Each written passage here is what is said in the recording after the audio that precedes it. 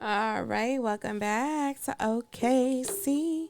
This is gonna be a quick karma read for the world right now, right? So we just got generational blessings just fell out. Generational blessings. I just wanted to see what's going on with us collectively and see what might be in store, what we need to prepare for, what we can be excited for, what we might need to be scared for, right? Community. So we got community, making a difference, giving back, influence in the community, generational blessings. We got karma, good or bad.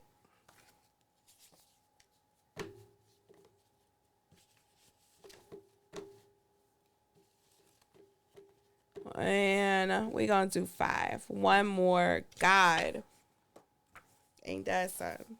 God. So we gonna put him on the top and even that out. And I'm gonna just go through my decks and pull one card from each, and we're gonna clarify, and then we're gonna call it a day.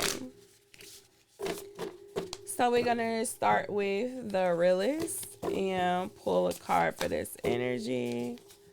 What's going on for the world, God? What's going on with us for the world? What's going on with us for the world?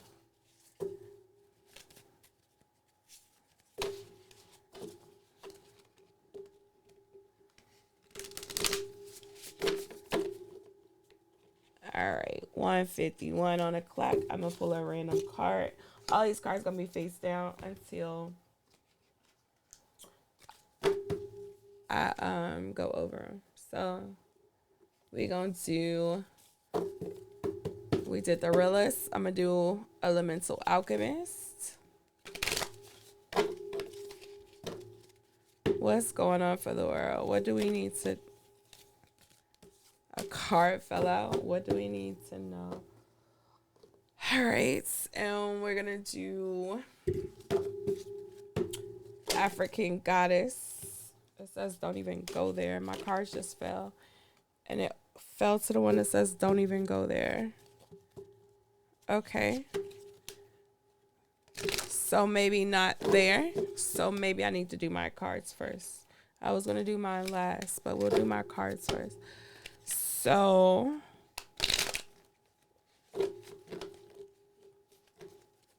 what one card for this energy? So we got one card, and then we just had one just slide out. Okay, these cards came out crazy.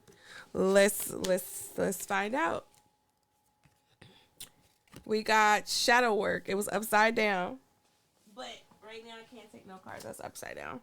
So shadow work. We got shadow work. Shadow work. That's 18. We got laziness. We got remember who you are. And we got Mami Wata naked. Interesting. Shadow work, laziness, remember who you are, and naked. So I'm going to do all the books. So we got shadow work first, number 18. Got a book file. Shadow work, element, water, interrogating shame, reframing harmful narratives. This card calls on you to face parts of yourself that you've been taught are bad. Look within the dark corners of your psyche and heart. Consider the gray area where no part of you is all good or bad. Have the courage to face what you may have been conditioned to believe is unworthy of seeing light. All of you is worthy. And I feel like that is so important, especially for melanated individuals, because we are taught in so many ways, so many things about us are bad, whether it's our hair, our skin complexion, the way we talk, our names, our culture, how we carry ourselves, how we walk, how we dress, how we adorn ourselves. everything can be an issue in this climate, in this world, and it's so important that you reevaluate that and realize that you are amazingly perfect just the way you are. God crafted you and molded you exactly how you were supposed to be, and you need not look at society and what they say and deem is beautiful and upright and right, because it's not. And understand that white and black is a legal denomination and it's not a color term. So black technically was used to mean a bad, a person, a criminal. And that stigma has been on us for the longest, as well as with savages, because American Indians were called savages in the very beginning. They were then denominated as I want to say melanin so bad, mulatto, and then they were turned from mulatto to Negro or black. So at the end of the day, those connotations, savage, barbaric, a criminal, or this or that, has been on us from generation to generation. And understand when it does pass through generations and it does affect us now, the things that happened 100 years ago, 200 years ago, 300 years ago, 400 years ago, just as anything that happened back 2,000 years ago is affecting us now, because every single woman is born with every single egg inside of her body. And with that comes the ability to carry trauma in those eggs and pass that down from generation to generation to generation, whether male or female. And with the female, it makes it even worse, because you're passing down 3 generations of information and knowledge to the next generation. But that's another story for another time. Laziness. Find a rhythm and flow in making time for work, rest, and leisure in your life. This balance comes in decolonizing time itself. This means radically readjusting your expectations around yourself and others. Burnout and not being able to fully engage in space work relationships comes from not knowing what you need to protect your time and energy in a space. You need to set firm boundaries no matter what field you are in, as you are more than your work and the role you are expected to play in capitalism. Amen. We are not just a body in a chair. We are not just an ass in a seat. We are not just a number. You need to enjoy your life. Be thankful that you are able to wake up and go to a job. Yes, grateful. Thank you. Amazing. However, that is not the end all be all. And when you are dead and gone, they will put another ass in that seat. It is time to reimagine what it means to be valuable and productive.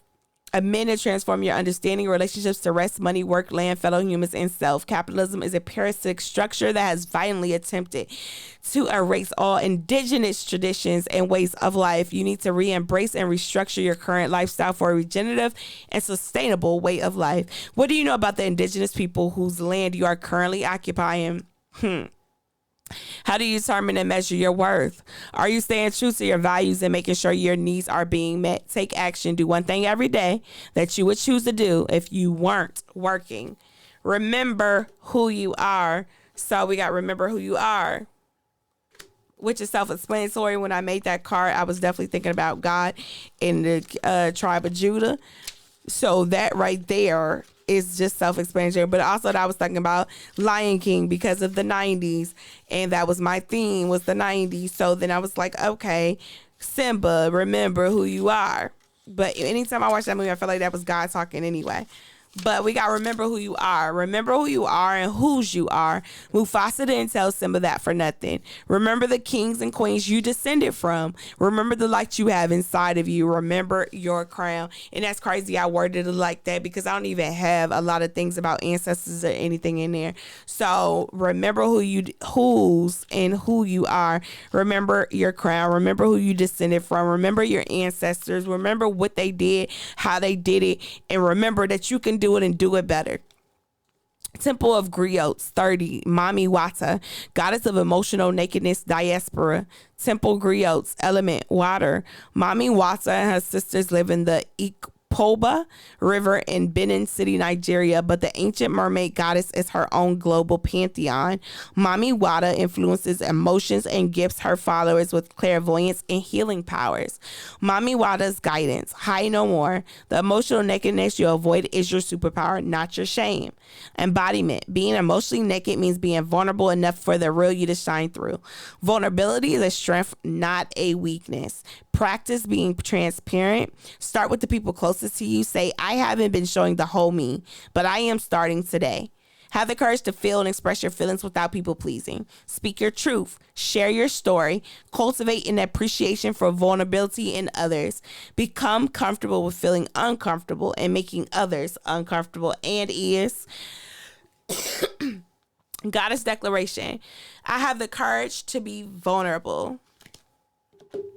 And since we being vulnerable, because I am doing a Black History thing, so where it said laziness, do you know whose land you're on? Yes, my family's land. Most of my family, and I'm not gonna say nobody came from Africa, because for one, I'm pretty sure they traveled from Africa well before slavery and it was on this land. But what I'm gonna say is, every single person in my family was not a slave and was not an African slave. And yes, I had in my family Indian slaves, an African slave, and I had a damn slave owner who was labeled as Black, and she was 30 years old and she owned slaves. But she was also my relative. But my land, my family is from this land. My family is Cherokee. My family is Chickasaw. My family is Gullah Geechee. This land, this American land that I am on, my family for generations to generations to generations have been on this land. They were born on this land. They are the original natives, the swarthy and tawny people, Indians, that the European and colonists saw when they came to this land. And so this year is an amazing time to be alive, to expose this information and to show that I ain't gotta go nowhere, baby. Africa was probably my ancestors' home this 5,000 years ago, 4,000 years ago, but as of over the past couple of at least 1,000 years, my folks been here. Now, some of them came from over yonder because they were forced to. Y'all, because I was about to get ugly. Let me not. God said, watch my tongue. Because of some conclusions. That's what we're going to say. It was for your protection. You are purposed. Bad fruits. Any moment could be a new year. Judas, 30 shekels. Look at that. That sound like it. Choose love. Learn something new. Tomorrow's a new day. Try again tomorrow. Give grace. Reap harvest. And solar chakra, male defense, art, literature. Rest your body. Watch your words. Stay in your own lane, bypass the traffic. Habits are easy to make and easy to break. And forgive yourself. All right, that's what we got for this quick worldwide view reading. I hope it was interesting, exciting. 14:05 on the clock.